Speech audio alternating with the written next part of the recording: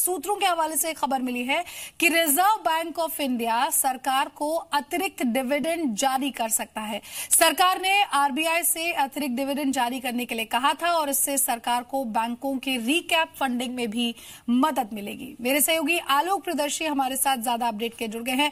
आलोक, सरकार ने आरबीआई से 13,000 करोड़ डिविडेंड देने को कहा था, अब इसे और बढ़ाया जा सकता है?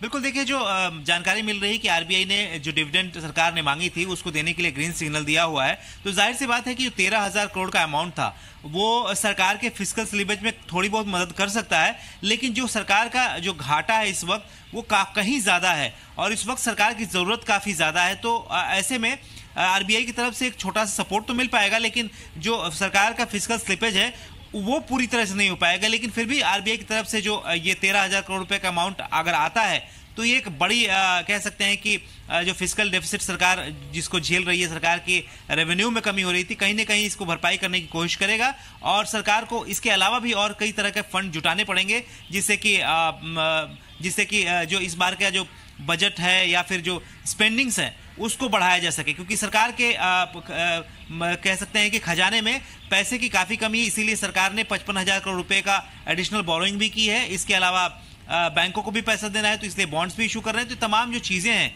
ये सरकार के एक तरह से कहें तो खाते में आ रहा है। आरबीआई की तरफ से भी पैसे आ रहे हैं, 13,000 करोड़ की जिस तरह से मांग की है, आरबीआई ने ग्रीन सिग्नल दिया है, तो अब सरकार को थोड़ी बहुत राहत जरूर मिल सकती है। ठीक है, बहुत बहुत शुक्रिया आलोक प्रदर्शी इस तमाम अपडेट को हम तक पहुंचाने के लिए।